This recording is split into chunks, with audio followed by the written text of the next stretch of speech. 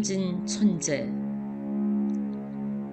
오늘 들려드릴 이야기는 검사들이 온 나라를 집어삼킬 듯이 지금까지의 정의는 몽땅 없애버리고 세상의 모든 정의를 다시 세우고 있는 듯한 세상에서 살고 있는 우리 민초들의 가슴 아픈 현실을 조금이라도 반항해 보려는 생각으로 이 글을 올리고 있습니다. 머리 좋은 사람들을 보면 무척 부럽습니다. 저는 머리가 별로 좋지 않아서 머리 좋은 사람처럼 매사에 약삭빠리지 못합니다. 게다가 숫자를 보면 골치부터 지끈지끈합니다. 숫자 개념이 약해서 남에게 잘 당합니다. 사업도 크게 성공해 본 적이 없습니다. 그래서 저는 성공하려면 그저 황소처럼 뚜벅뚜벅 앞을 보고 온갖 노력을 다하는 일이라고 생각하며 살아왔습니다. 다음 이야기는 오래전 일본에서 있었던 이야기입니다. 일본 최고의 명문대 학생이 공부를 더하라는 교수와 선배들의 권유를 뿌리치고 회사에 취직하기 위해 마츠시다 전기 회사에 입사 지원서를 접수했습니다. 그는 지금까지 한 번도 수석을 놓친 적이 없었고 항상 남으로 주위 사람들의 부러움을 샀던 천재 학생이었기에 공부를 포기하고 취업을 하겠다고 할 때 사람들은 남들이 이해 못하는 숨은 뜻이 있으리라고 생각했습니다. 합격자 발표하는 날 천만 뜻밖에도 합격자 명단에 천재 이름은 빠져 있었습니다. 그는 몇 번이고 확인했지만 분명히 자신의 이름이 없었습니다. 지금까지 살아오면서 단 한 번도 1등을 놓친 적이 없는 그가 분명히 수석으로 합격할 것으로 자신했건만 수석은커녕 합격자 명단에도 오르지 못한 것입니다. 당당한 모습으로 발표를 기다렸던 그는 풀이 죽은 채 환호하는 합격자와 합격자 가족들을 뒤로하고 핏기 없는 얼굴로 힘없이 집으로 발길을 돌렸습니다. 집에 돌아온 그는 그날 저녁 평생 처음 맛보는 불합격에 따른 좌절과 절망감을 이기지 못하고 다량의 수면제를 복용하고 잠자리에 들었다가 영원한 잠에 빠지고 말았습니다. 다음날 아침 가족들은 이미 숨을 거둔 그를 발견하고 큰 슬픔에 빠져 오열하고 있을 때 긴급 전보로 합격 통지서가 도착했습니다. 그는 자신이 예상한 대로 다른 사람보다 월등한 실력으로 합격했던 것입니다. 수석으로 합격했기 때문에 일반 합격자 명단에 넣지 않고 별도로 적혀있는 그의 이름을 전산 실무자의 실수로 합격자 명단에서 빠뜨린 것이었습니다. 당시 이 사건은 일본 사회에 큰 화제가 되었으며 회사의 실수로 천재를 죽였다는 비난 보도가 연일 쏟아졌었습니다. 세월이 흘러 사건이 잠잠할 무렵 한 기자가 그 회사 회장인 마츠시다 고노스케를 찾아가 인터뷰할 기회가 있을 때 그 사건에 대한 의견을 물었습니다. 회장은 회사의 실수로 사회적 물의를 일으킨 점에 대해 깊이 사과했습니다. 그러면서 장래가 촉망되는 청년의 죽음은 참으로 안타까운 일이었습니다. 그러나 우리 회사로서는 차라리 다행스러운 일이었습니다. 라고 하는 것이었습니다. 뜻밖의 말에 기자가 깜짝 놀라 그 이유를 묻자 회장은 단 한 번의 실수를 이겨내지 못할 정도로 심약한 사람이라면 이 다음 중역이 되었을 때 만약 회사가 위기에 봉착했다면 모든 것을 쉽게 포기함으로써 회사를 더욱더 위기에 빠뜨리고 많은 사원의 삶이 걸려있는 회사를 비극으로 끝을 맺는 실수를 범할 수 있지 않겠습니까? 라고 말했습니다.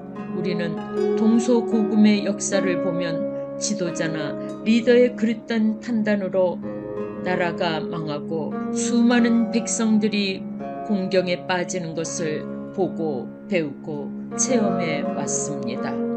개인의 삶은 자신이 선택하는 것이지만 국가나 회사 경영을 맡은 지도자나 리더는 많은 사람의 운명을 좌우하는 것이기에 실패를 이겨낼 능력이 없는 사람이라면 스스로 지도자나 리더가 되어서는 절대로 안 되는 것입니다.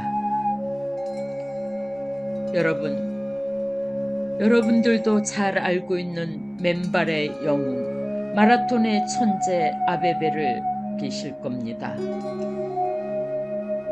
1960년 9월 10일 로마 올림픽 마라톤 경기장입니다. 로마의 개선문을 통과하는 영광의 우승자를 초조하게 기다리는 관중들이 있었습니다. 잠시 후 제일 먼저 들어선 사람을 보고 사람들은 어리둥절하기 시작했습니다. 검은 피부에 깡마른 체구, 더구나 맨발이기까지 한 아베베이었기 때문이었습니다. 한 번도 이름을 들어보지 못한 선수였습니다. 그 때문에 주체치며 우왕좌왕했습니다. 6.25 참전 용사였던 에티오피아 황실 근위병 아베베는 2시간 15분 16초로 세계 신기록을 세우며 세계 마라톤계의 혜성처럼 등장한 것입니다. 아프리카 흑인 최초의 올림픽 금메달이었고 또 25년 전 조국 에티오피아를 침공했던 이탈리아에 대한 멋진 서력이기도 했습니다. 그리고 1964년 10월 21일 도쿄 올림픽에서도 2시간 12분 11초로 역시 세계 신기록으로 또 한 번의 우승을 차지한 것입니다.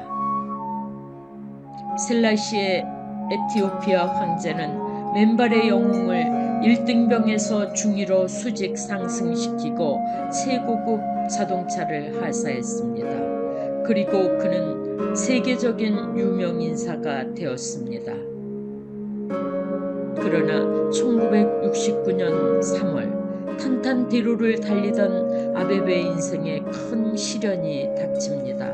그는 4년 뒤에 멕시코 올림픽에서도 자기는 우승할 수 있다고 호언장담했었습니다. 코치의 말도 듣지 않고 연습도 게을리했었습니다. 그는 스스로 마라톤의 천재라고 하면서 멕시코 시티가 해발이 높아서 멕시코 마라톤은 자기에게 더욱 유리하다고 큰소리 쳤었습니다. 연습장까지 매일 아침 맨발로 달려가던 아베베는 자동차를 운전하고 가는 선수가 되었습니다. 그는 유명 인사들의 파티에도 초대받아가서 술을 마시는 일이 잦아졌고 천재라는 자부심 때문에 제대로 연습도 하지 않고 출전했다가 멕시코에서는 큰 낭패를 보았습니다. 아베베는 도중에 기권하여 영웅의 자리에서 물러날 수밖에 없었습니다. 이제는 셀라시 황제의 나라 영웅을 누구도 환영하지 않았습니다. 설상가상으로 자동차 사고가 나서 몇 년 전까지는 영웅이던 이 사나이는 하반신이 마비되어 쓸모없는 인간이 되어버렸습니다. 그 후 아베베는 장애인들을 위하여 도움이 되는 일을 하고 싶어 하다가 개 썰매 경주에 출전하여 금메달을 차지하였습니다. 하지만 그는 뇌졸중으로 쓰러져 1973년에 세상을 떠났습니다. 아베베는 그때 41살이었다고 합니다. 여러분 어떻습니까? 자만은 결국 파멸로 이어집니다.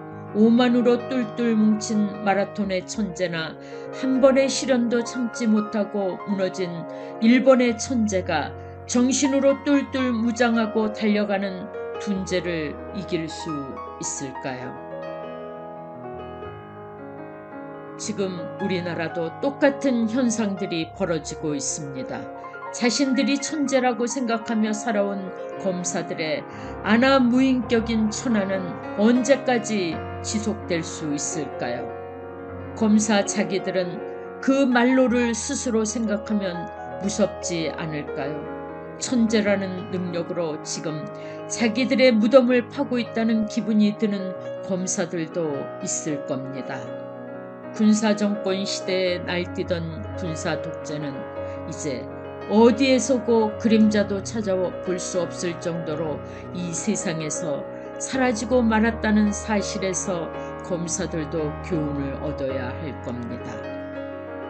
결심은 특이하게 하고 처신은 평범하게 해야 합니다. 우리의 꿈은 큰 데 두고 공은 작은 데서부터 쌓는 것입니다. 그리고 자리나 지위에는 마음 쓰지 말고 선행하기에만 힘을 쓰면 큰 지위와 큰 자리가 돌아오게 마련입니다. 오늘의 명언. 승자는 과정을 위해 살고 순간마다 성취의 만족을 경험하지만 패자는 영원히 성취의 만족을 경험하지 못할 것입니다. 탈무드에서 말했습니다.